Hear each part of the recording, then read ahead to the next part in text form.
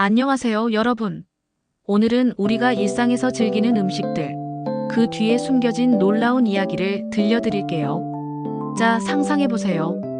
전쟁의 포화 속 굶주림과 절망이 가득한 순간들. 그런데 아이러니하게도 바로 그 극한의 상황에서 새로운 요리가 탄생하고 사람들의 식탁을 바꿨다면 믿으시겠습니까? 초밥, 탕수육, 크루아상, 심지어 커피까지. 우리가 사랑하는 이 음식들이 전쟁이라는 특수한 환경 속에서 어떻게 만들어졌는지 그 흥미로운 이야기를 지금부터 함께 파헤쳐 보겠습니다. 끝까지 함께 해주세요. 구독과 좋아요도 잊지 말아주세요. 섹션 1: 전쟁과 음식의 상관관계. 전쟁은 인류 역사에서 가장 비극적인 사건 중 하나입니다. 수많은 생명을 앗아가고 국가와 개인의 재산을 파괴하며 살아남은 이들에게 깊은 트라우마를 남깁니다. 하지만 놀랍게도 전쟁은 단순히 파괴만 가져오지 않았습니다. 전쟁은 사람과 물자를 강제로 이동시키며 고정된 사회 체계를 뒤흔들고 새로운 문화를 낳는 계기가 되기도 했죠. 특히 식생활은 인간의 생존에 필수적인 요소입니다. 전쟁이라는 극한 상황은 사람들의 식탁을 강제로 변화시켰습니다. 전쟁은 기술 발전을 가속화했고 그 기술이 요리에 활용되면서 새로운 음식들이 탄생했죠. 또한 전쟁으로 인해 사람들이 이동하면서 특정 지역의 음식이 다른 지역으로 퍼지거나 지배국가의 음식 문화가 피지배 지역에 영향을 미치기도 했습니다. 하지만 전쟁으로 인해 생겨난 요리들은 대부분 고급 요리가 아니라 서민 요리로 자리 잡았습니다. 왜냐하면 전시의 보급품이나 전후의 어려운 경제 상황에서 만들어진 음식들이 대부분이었기 때문이죠. 심지어 전쟁의 트라우마 때문에 이런 음식들을 거부하는 사람들도 있었답니다. 대한민국의 경우를 보자면 일제강점기와 한국전쟁은 우리의 식문화에 큰 영향을 미쳤습니다. 일제강점기에는 일본과 서구의 요리 기술이 유입되었고 한국전쟁 때는 북한 지역의 피난민들이 남하하면서 북쪽의 토속 요리가 남한에 퍼졌습니다. 또한 쌀 부족과 미국 원조로 들어온 밀가루로 인해 분식 문화가 크게 발전했죠. 이제부터 전쟁 속에서 탄생한 대표적인 음식들의 이야기를 하나씩 풀어볼게요. 준비되셨나요? 섹션 2: 초밥 패전국 일본의 창의적 해결책. 먼저 우리가 사랑하는 초밥의 이야기를 해볼까요? 회전 초밥집에 가면 접시 위에 같은 종류의 초밥이 2개씩 놓여있는 걸 보신 적 있으시죠? 이 전통은 단순한 우연이 아니라 제2차 세계대전 이후 일본의 어려운 상황에서 시작된 거랍니다. 1945년 일본은 패전국이 되었습니다. 전쟁의 여파로 식량난이 극심했죠. 곡물은 3분의 1로 줄었고 생선 어획량도 1939년에 비해 65%나 감소했습니다. 연근해에 설치된 기뢰와 어선, 어부 부족으로 조업도 어려웠어요. 굶어 죽는 사람들이 생길 정도로 상황은 심각했습니다. 이런 위기 속에서 1947년 일본의 카타야마 총리는 음식 영업 긴급 조치령을 발표합니다. 식량 절약을 위해 일반인의 외식을 금지하고 여관, 다방, 배급 허가권이 있는 식당을 제외한 모든 음식점 영업을 막아버렸죠. 초밥 전문점도 문을 닫아야 했습니다. 하지만 초밥 장인들은 포기하지 않았습니다. 누군가 기발한 아이디어를 냈죠. 초밥을 만들어 팔지 말고 쌀을 가져오는 사람에게 초밥을 만들어주는 서비스를 하면 어떨까? 이 방식은 쌀을 과소비하지도 않고 법을 어기지 않으면서도 초밥 장인들이 생계를 이어갈 수 있는 방법이었어요. 조건은 간단했지만 엄격했습니다. 한 사람당 쌀 한 홉으로 초밥 10개까지만 교환할 수 있었죠. 그리고 같은 종류의 재료로 초밥 2개를 한 접시에 담아 제공하기 시작했습니다. 이 관행이 점차 정형화되면서 오늘날 회전 초밥집에서 볼 수 있는 한 접시의 초밥 2개라는 전통이 생겨난 거예요. 이렇게 전쟁의 어려움 속에서 창의적인 해결책이 지금까지 이어져 내려오고 있죠. 초밥 하나에도 이런 역사가 숨어 있다니 놀랍지 않으신가요? 섹션 3: 탕수육 아편 전쟁과 영국인의 입맛. 다음은 중식당의 대표 메뉴 탕수육입니다. 달콤하고 새콤한 소스에 튀긴 고기. 이 맛있는 요리가 사실 아편전쟁이라는 비극적인 역사에서 시작되었다는 사실 알고 계셨나요? 19세기 영국과 청나라 사이에서 벌어진 아편전쟁은 청나라의 패배로 끝났습니다. 결과적으로 청나라는 홍콩을 150년간 영국에 넘겨주고 상하이 등 5개 항구 도시를 개항하며 영국과의 자유무역을 허용해야 했죠. 전쟁 비용과 몰수된 아편 배상금까지 물어내야 했습니다.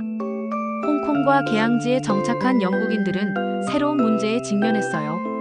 바로 먹는 문제였죠. 젓가락에 익숙하지 않은 영국인들은 중국 음식을 먹는데 어려움을 겪었습니다. 이에 중국 요리사들은 영국인들의 입맛과 식습관에 맞는 요리를 개발하기로 했습니다. 그들은 육식을 좋아하는 영국인의 식성을 고려해 돼지고기를 선택했습니다.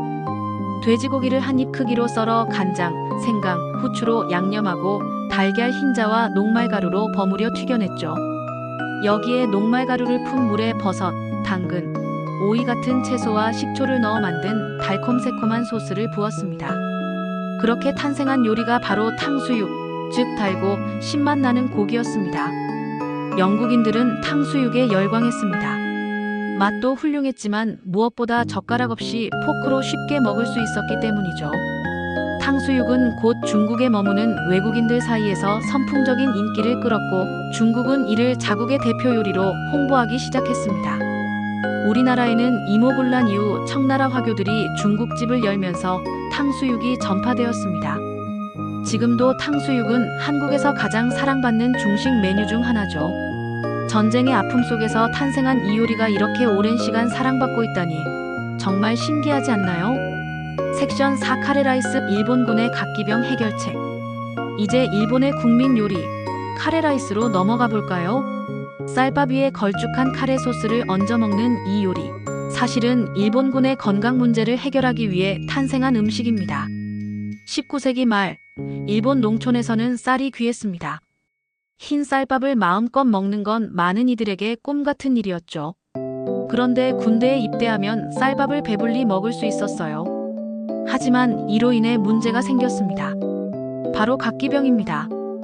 쌀밥만 먹으면 비타민 B1 부족으로 각기병이 생기기 쉬웠죠. 게다가 일본은 7세기부터 메이지 유신까지 약 1200년간 육식을 금지했던 나라였습니다. 군대에서 고기를 지급해도 병사들은 이를 꺼렸고 예산 문제로 매일 고기를 줄 수도 없었죠. 쌀밥만 먹자니 각기병이 문제였고 고기나 잡곡밥을 주자니 병사들이 싫어했어요. 일본군은 진퇴양난에 빠졌습니다. 그러던 중 1902년 일본 해군은 영국 해군의 커리 수프에 주목했습니다. 영국 해군은 항해 중 우유가 상하기 쉬운 문제를 해결하기 위해 향신료인 커리를 넣어 보존성을 높인 수프를 먹었죠. 하지만 일본 병사들은 국처럼 먹는 커리 수프를 쌀밥과 함께 먹기 어려워했고 빵을 지급하자니 반발이 심했어요.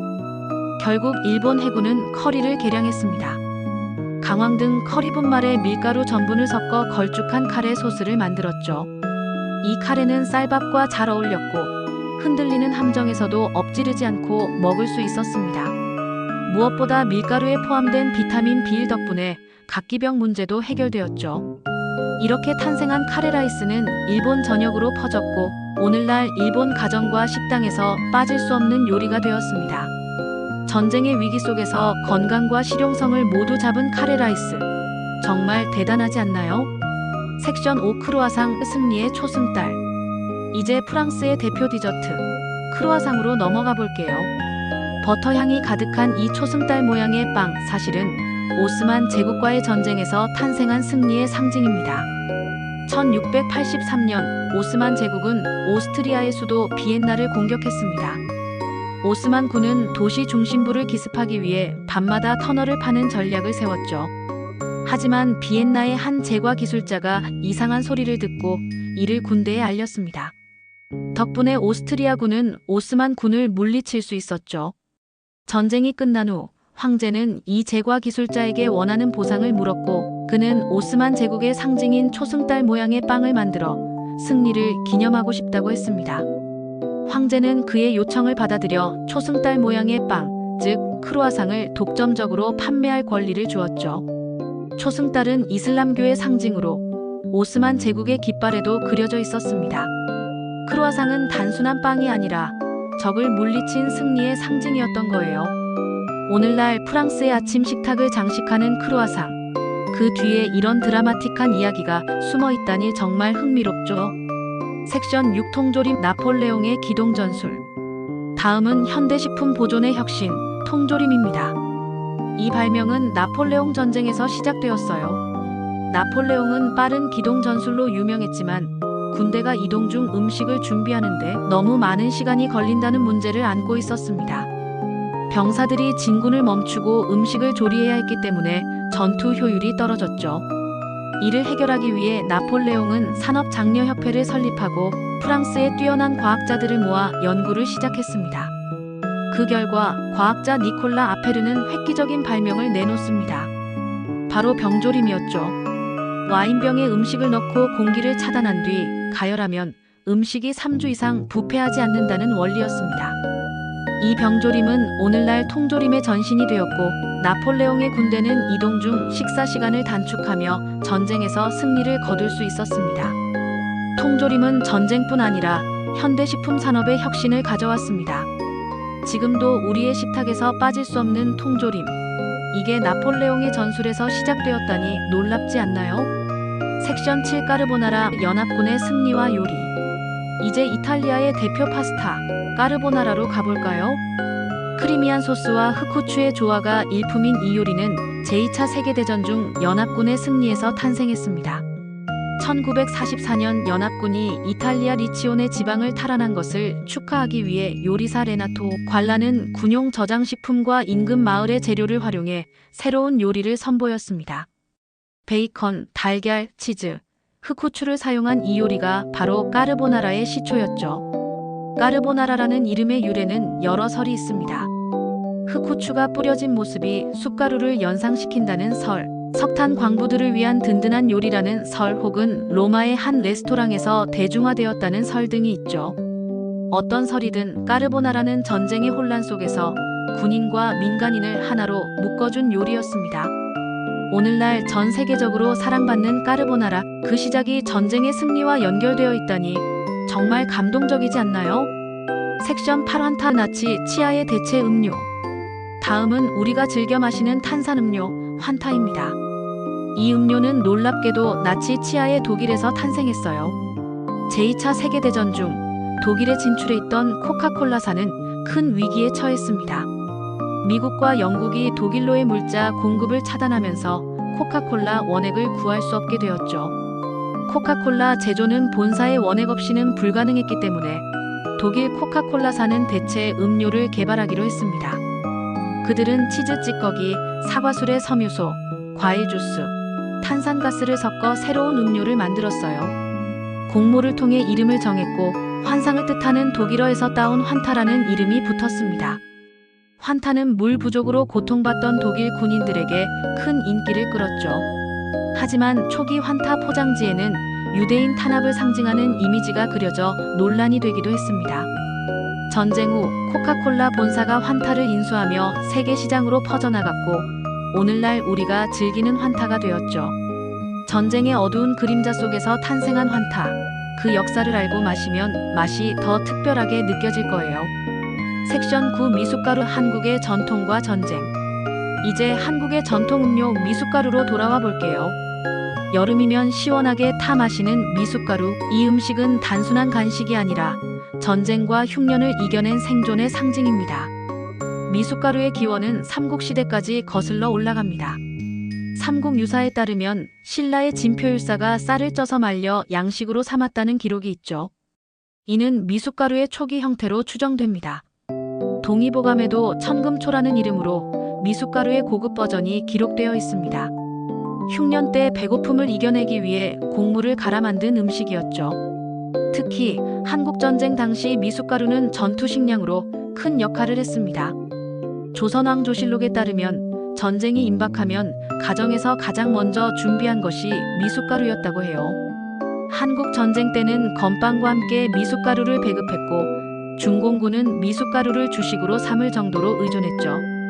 미숫가루는 곡물을 쪄서 말리고 볶아 갈아 만들기 때문에 살균과 건조가 잘 되어 오랫동안 보관할 수 있습니다. 적은 양으로도 포만감이 크고 쌀, 밀, 콩, 귀리 등을 섞으면 영양도 풍부하죠. 휴대하기도 편해 비상식량으로 제격입니다. 오늘날에도 미숫가루는 식사 대용이나 환자식으로 사랑받고 있습니다. 전쟁과 흉년을 이겨낸 한국인의 지혜가 담긴 음식, 미숫가루를 다시 한번 생각해보게 되네요. 섹션 10껌 알라모 전투와 치클. 다음은 우리가 가볍게 즐기는 껌입니다. 껌의 역사는 알라모 전투라는 미국 역사 속 드라마틱한 사건과 연결되어 있어요. 1836년 멕시코와 텍사스 사이에서 벌어진 알라모 전투는 텍사스 독립의 상징적인 사건입니다. 당시 멕시코를 이끌던 산타안나는 알라모 요새를 공격해 민병대 186명을 전멸시켰지만 이후 산 야신토 전투에서 패배하고 미국으로 압송되었습니다. 미국에서 산타안나는 한 사진작가에게 치클로 만든 껌을 소개했습니다. 치클은 멕시코 원주민들이 즐기던 나무 수액으로 만든 간식이었죠. 이 치클을 넘겨받은 사진작가 애덤스는 감초와 향을 첨가해 현대적인 껌을 만들어냈습니다. 껌은 이후 세계적으로 퍼졌고 오늘날 우리가 즐기는 다양한 맛의 껌으로 발전했죠. 알라모 전투의 패자가 남긴 작은 선물이 이렇게 큰 변화를 일으켰다는 게 놀랍지 않나요? 섹션 11 커피 오스만 제국의 선물. 마지막으로 전 세계인의 사랑을 받는 커피입니다. 커피는 아프리카 에티오피아에서 시작되어 아랍 지역으로 퍼졌고 이슬람 수도사들이 졸음을 쫓기 위해 애용했죠. 유럽에 커피가 전파된 계기는 또다시 1683년 비엔나 전투입니다. 오스만 제국 군대가 비엔나를 공격했지만 패배하고 후퇴하면서 커피콩을 남겼어요. 포로로 잡혀있던 쿨스지스키라는 인물이 오스만 군에게서 커피 만드는 법을 배웠고 전쟁 후 비엔나로 돌아와 커피를 전파했습니다. 이렇게 커피는 유럽 전역으로 퍼졌고 오늘날 카페 문화의 시작이 되었습니다. 전쟁의 패배가 남긴 뜻밖의 선물, 커피 한 잔의 역사에 대해 다시 생각해보게 되네요. 아웃로 마무리. 지금까지 전쟁 속에서 탄생한 음식들의 이야기를 들어보셨습니다. 초밥, 탕수육, 크루아상, 커피, 심지어 미숫가루까지. 전쟁이라는 비극 속에서도 인간의 창의성과 생존, 본능은 새로운 음식을 만들어내며 식문화를 풍요롭게 했죠. 이 이야기들이 흥미로우셨다면 더 자세한 내용을 알고 싶으시지 않나요?